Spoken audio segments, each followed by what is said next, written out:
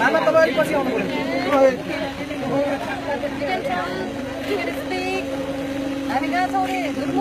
धुर्मुस सुन्तली बस्तीमा छ गिरानचौर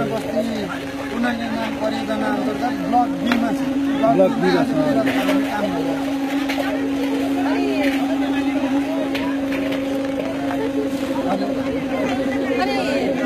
अलिकति बाहिर त आइदिनु होला उहाँ धुर्मुस एकदम हजुर नमस्ते हजुर मेरो फ्यान पेजको सबै साथीहरू हजुर हेर्न चाहनुहुन्छ धुर्मुस सुन्तली एकीकृत बस्ती नमुना बस्ती कस्तो भइरहेछ के भइरहेछ भनेर हजुर अलिकति के बताइदिनुहोस् धुर्मुस अङ्क हजुर हजुर अङ्कले भनेपछि सिद्धिहाल्यो मेरो उमेर कति पुगेछ भन्ने कुरा मूल्याङ्कन गर्नु होला अब मेरो दिदी हो अब आफू मूल्याङ्कन गर्नु अब यो अहिले चाहिँ होइन आदरणीय दर्शकहरू मान्नुभयो अहिले पानी परिरहेको छ यो गिरानचौर भनेको चाहिँ नेपालमा सबैभन्दा बढी पानी पर्ने पोखरा भनिन्थ्यो कास्की जिल्ला भनिन्थ्यो होइन रहेछ अबदेखि गिरानचौर भन्ने कुरालाई पनि हजुरले एकदम मध्यनजर गरिदिनु होला र यो पानीको बावजुद पनि हामी अहिले ब्लक बी अन्तर्गत 27वटा घर छ यो ब्लक बीमा पिलर खडाउने काम गरिरहेका छौँ दिनरात हामी खटिरहेका छौँ र निर्धारित समयमै बस्ती हस्तान्तरण नै सङ्कल्पका साथ अगाडि बढेको छौँ अब आदरणीय दिदी आइसक्नु भएको छ भित्र यस्तो खटिरहनु भएको छ अहिलेसम्म उहाँले यो उता सारेको चाहिँ जम्मा 3 चोटि भएको छ पानी परेर पानी परेर यसलाई माफ गर्नु होला पानी परेरै हो अनि अरू कस्तो लागिरहेछ त तपाईँलाई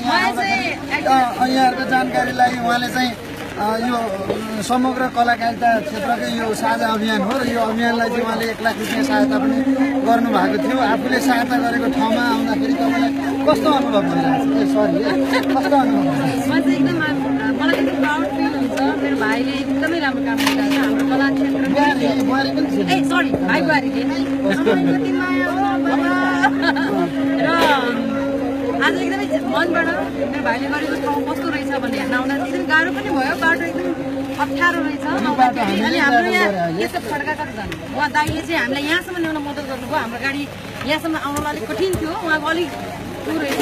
होइन पार रहेछ त्यो हिसाबले चाहिँ तर जे होस् यो गाउँमा यो बस्तीमा आएर बुझ्दा धुर्मुस सुन्तलीको बारेमा दे आर भेरी ह्याप्पी त्यसको मतलब हामी सबैजना खुसी छौँ यति मेहनतका साथ यस्तो ठाउँमा आएर बसेर दिनरात खटिरहेको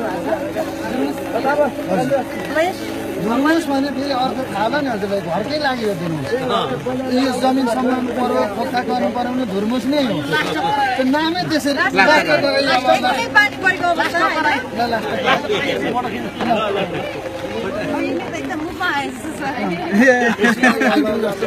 मसलै हो यो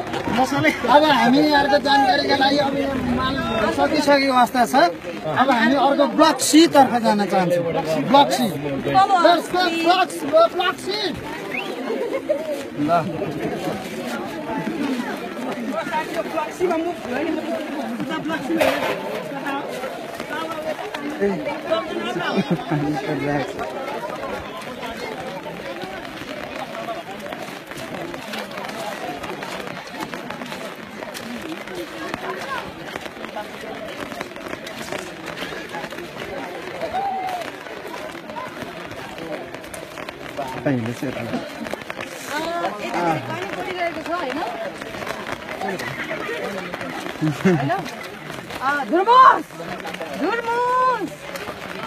धुर्मुस सुनिरहेको छैन हजुर पानीले लास्टै पर्दैन पानी नभएर यस्तो थियो कि आज तपाईँ अगाडि जानुपर्ने कि प्रत्यक्ष प्रसारणकै क्रममा छौँ देखिहाल्नु हिलेर फिले चाहिँ हामी छौँ उहाँ यति 1 महिना 2 यो तपाईँको कति दिनको प्लान रे अब हामी चाहिँ यहाँ 2.5 महिना बिताइसक्यौँ यही ठाउँमा र हामी चाहिँ घटस्थापनाको दिन बस्ती हस्तान्तरण गर्ने अठोटका साथ लागेका छौँ र बर्खाले चाहिँ अलि हामीलाई गाह्रो गराइरहेको छ। विकासका सबै पूर्वाधारहरूको विकास सँगसँगै बस्ती निर्माण गर्नुपर्ने भएको कारणले गर्दाखेरि चाहिँ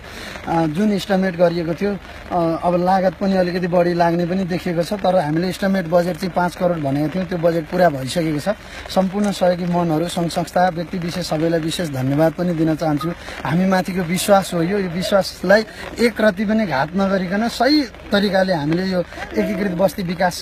गर्छौँ। र यो एकीकृत बस्ती विकासभित्रको पनि यहाँलाई जानकारी गराउन चाहन्छु म। यो चाहिँ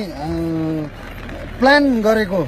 एउटा सिटी हो। सरकारले तोकेका सबै मापदण्ड अन्तर्गतको बाटोघाटोदेखि लिएर त्यही डिजाइनका त्यही मोडलका घरहरू चाहिँ यहाँ निर्माण हुँदैछौँ र भोलिको दिनको यो पर्यटकीय गन्तव्य पनि हो। र हामीले निर्माण गर्न लागेका घरहरू होमस्टे सञ्चालन गर्नका लागि चाहिँ योग्य घरहरू हुन्। भोलि यहाँका स्थानीय मान्छेहरूले चाहिँ जीविकोपार्जनका लागि घरहरूमा होमस्टे पनि सञ्चालन गर्न सक्नुहुनेछ।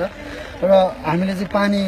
3 इन्ची पाइपबाट तलबाट पानी ल्याएका छौँ। 800-900 मिटर तलबाट सिँचाइको चाहिँ सबै 65 घरधुरी मात्र नभएर चाहिँ यहाँ 400 घरधुरीलाई नै अब चाहिँ जीविकोपार्जनका लागि खेती गरेर चाहिँ खान सक्ने अवस्था